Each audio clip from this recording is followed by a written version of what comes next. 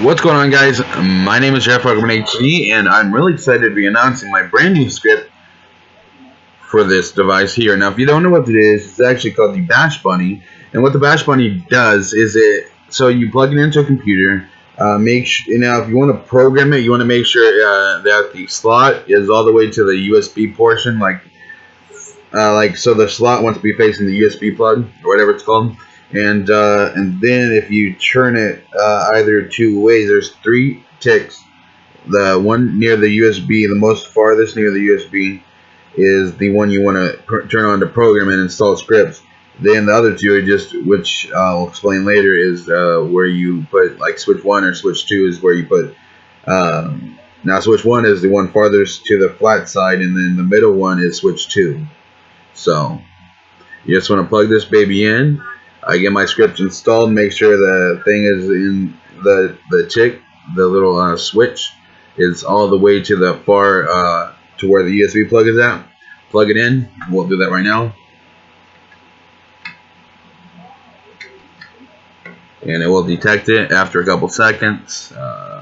Okay, about just a little bit longer. You want to actually, it's going to open that already. So. Alright, it's turning blue, it's inserted. So you want to let me move this out of the way.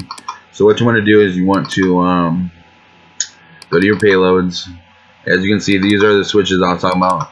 You want to go to switch 1, and then you want to install these files that you will get from a link I'll leave in the description below. It's on GitHub, but I'm not gonna give the link out yet. I'm really excited right now, so I just kind of want to play some games and get this video done. You know, I'll leave the link once it's out.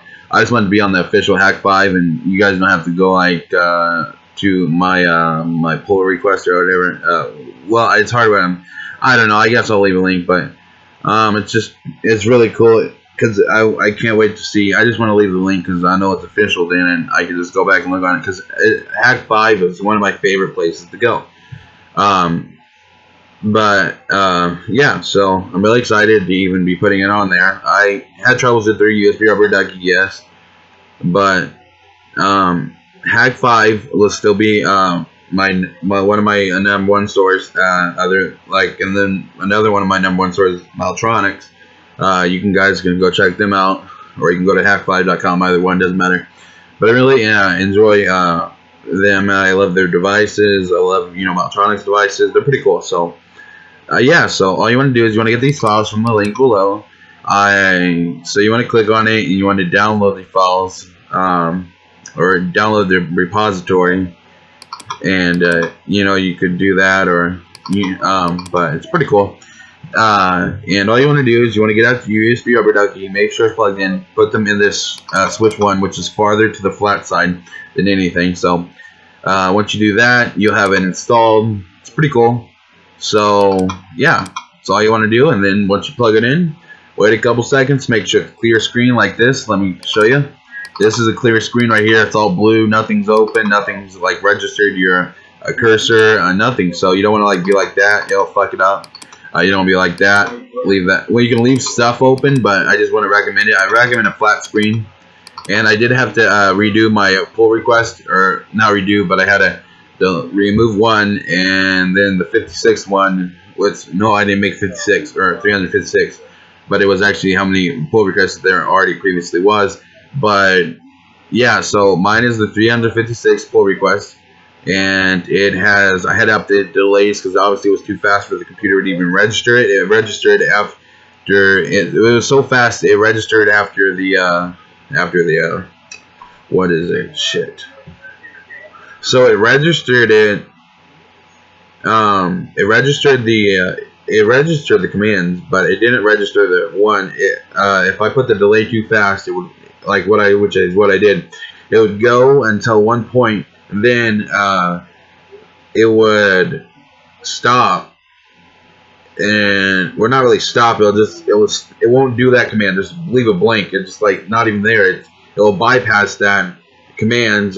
Or not bypass, but it'll go over that command without even, letting it, like not even telling you, like, I don't know how to explain what I'm trying to say. I know what I'm trying to say, but it's hard to explain.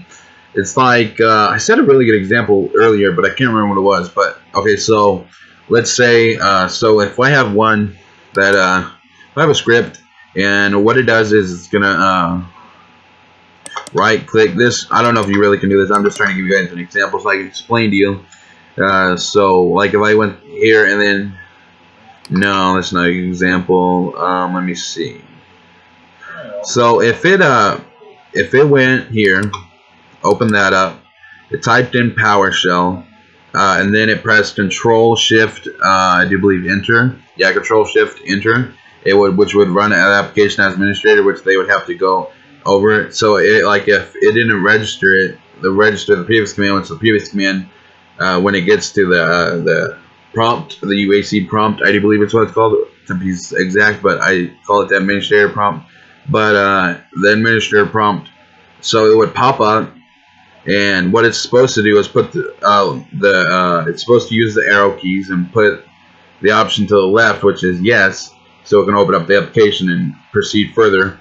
But what it would actually do would be just stay on the no, and it would actually just not even register that left arrow. It would just fuck it up because it's too fucking fast. It's not even registering like the OS. It's not my computer, it's the OS. It just wouldn't register, but it's pretty cool. They're a really cool script. I showed my dad. I should do a video on it, but there's reasons why I don't want to. But yeah, hope you guys enjoy the video, and I'm out. So peace. Have fun.